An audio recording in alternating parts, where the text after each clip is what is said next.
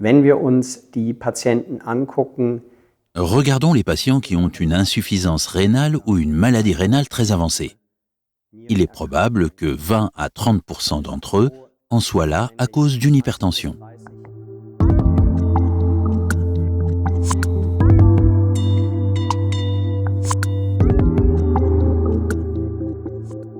in der Schweiz ist es so, dass jede vierte En Suisse, une personne adulte sur 4 souffre d'hypertension. Si on ramène cela à notre population, cela signifie que 1,5 million de personnes souffrent d'hypertension. En fait, ce qui est fatal, c'est que probablement un tiers de ces personnes ne savent pas qu'elles font de l'hypertension, ce qui entraîne des risques considérables de séquelles au niveau des vaisseaux sanguins, mais aussi de tous les organes. Cette combinaison d'ignorance et de fréquence nous incite à qualifier également l'hypertension de « silent killer », c'est-à-dire quelque chose qui passe longtemps inaperçu. Souvent, on s'en rend compte lorsqu'il est trop tard. Der Ausdruck Silent Killer kam zuerst. L'expression « silent killer » est d'abord apparue pour désigner la consommation de sel dans notre société, ce qui permet déjà de mettre en évidence la première caractéristique de risque. Une consommation élevée de sel est un facteur de risque d'hypertension. L'alimentation joue donc un rôle important dans le développement de cette maladie. Les patients en surpoids ou qui souffrent de diabète ont également un risque plus élevé de souffrir d'hypertension. Pourquoi silent killer? La maladie elle-même, l'hypertension artérielle, ne se manifeste pas. Ce serait fatal quand on y pense. Lors d'activités sportives ou d'activités où notre pression artérielle doit augmenter, il serait contre-productif que nous le remarquions toujours immédiatement comme un symptôme. Il existe différents degrés de gravité de l'hypertension. Le premier degré est une hypertension de plus de 140 mm de mercure pour la valeur supérieure. Le deuxième degré de 160 et plus, et l'hypertension sévère est une pression artérielle qui dépasse 180 mm de mercure pour la valeur supérieure. Il faut dire que toute hypertension endommage les vaisseaux sanguins si elle est constante. Seul le temps permet de dire si les dommages s'accélèrent ou ralentissent. C'est pourquoi l'hypertension doit être détectée et traitée le plus tôt possible. Das ist einer der Gründe, warum man häufiger auf Bluthochdruck testen sollte. C'est l'une des raisons pour lesquelles il faut tester plus souvent l'hypertension. Qui devrait se faire tester? En fait, tous les jeunes, au moins une fois. Et à partir de 35 ans, il est recommandé de faire un contrôle de l'hypertension artérielle chaque année chez son médecin traitant. Mais les personnes les plus à risque sont celles qui sont en surpoids, qui fument par exemple, qui ne bougent pas assez.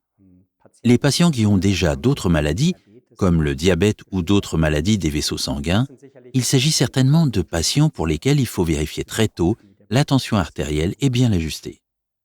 Die Folgen von Bluthochdruck stellen sich. Les conséquences de l'hypertension artérielle se manifestent partout où nous avons des vaisseaux sanguins, c'est-à-dire pratiquement au niveau de chaque organe. Par exemple, au niveau de l'œil, la vue devient mauvaise. Cela peut aller jusqu'à la cécité. Pour le cerveau, nous pensons à l'accident vasculaire cérébral, c'est-à-dire aux troubles aigus de l'irrigation sanguine du cerveau avec perte de fonction cérébrale. Dans le cas du cœur, l'hypertension peut produire une insuffisance cardiaque ou, dans le pire des cas, un infarctus du myocarde, c'est-à-dire l'obstruction d'un vaisseau sanguin au niveau du cœur.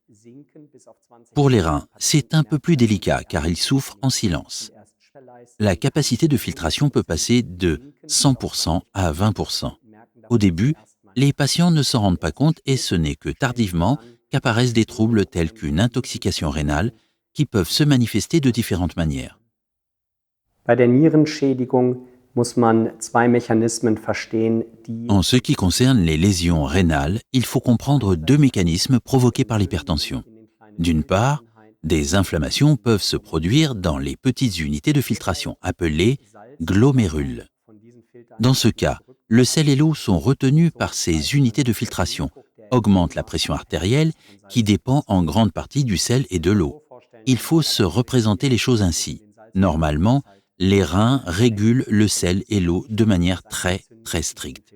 Mais ils ne peuvent plus le faire s'il y a une inflammation dans ces unités de filtration. L'autre mécanisme se manifeste lorsque les vaisseaux sanguins sont endommagés, par exemple, rétrécis par des dépôts ou encore par une inflammation. Cela entraîne l'activation d'un système hormonal appelé système rénine-angiotensine-aldostérone, qui favorise également la récupération du sel et de l'eau. Là encore, la tension artérielle augmente, ce qui crée un cercle vicieux. En raison de l'augmentation de la pression artérielle, les reins sont à leur tour endommagés. J'explique souvent cela par une image plus simple et je compare cela à un tuyau d'arrosage. Imaginez que vous voulez arroser votre jardin, que vous avez posé le tuyau d'arrosage et que votre fille éclabousse les fleurs et que vous êtes au robinet et que vous l'ouvrez. Là, votre fils veut vous faire une blague et se place quelque part sur ce tuyau d'arrosage. La fille crie « Papa, il n'y a pas d'eau ». Que faites-vous? Vous ouvrez davantage le robinet d'eau, mais à cause du rétrécissement, la pression augmente énormément dans ce tuyau d'arrosage. Et cela fonctionne de la même manière dans les reins. Paradoxalement, si vous avez un rétrécissement dans un vaisseau sanguin, le rein essaie de retenir encore plus le sel et l'eau. La pression artérielle augmente pour maintenir la circulation sanguine, et cela entraîne encore plus de dégâts. Patienten mit Bluthochdruck sollten ein paar Maßnahmen. Les patients souffrant d'hypertension devraient appliquer quelques mesures au quotidien. Le régime pauvre en sel en fait notamment partie. Si nous considérons la population dans son ensemble, il est probable que seuls 20%, soit une personne sur 5, parviennent aujourd'hui à consommer peu de sel, c'est-à-dire 6 à 8 grammes de consommation de sel par jour. En outre, il faut envisager d'arrêter de fumer. Fumer contribue également à endommager davantage les vaisseaux sanguins et à maintenir la tension artérielle. L'exercice physique quotidien est important. Nous recommandons 3 fois 30 minutes d'activité par semaine. Et si l'on considère encore une fois l'alimentation, elle doit être aussi peu calorique que possible et largement méditerranéenne, c'est-à-dire peu de viande, plutôt du poisson, beaucoup de légumes, peu de sel et beaucoup de fruits et d'acides gras insaturés, par exemple sous forme d'huile d'olive.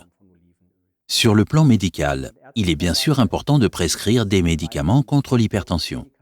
Mais ce qui est encore plus important, c'est d'expliquer au patient ou à la patiente pourquoi nous faisons cela.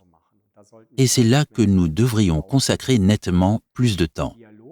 Le dialogue est meilleur lorsque, par exemple, le patient ou la patiente tient un journal de sa pression artérielle et que l'on peut ainsi discuter des raisons pour lesquelles la prise de médicaments antihypertenseurs n'a peut-être pas aussi bien fonctionné que nous, médecins, l'imaginons. Je compare toujours cela à la danse du tango. Il faut toujours être deux et parfois c'est le patient qui mène, parfois c'est le médecin. Il faut toujours chercher à savoir où se situe mon patient à ce moment précis.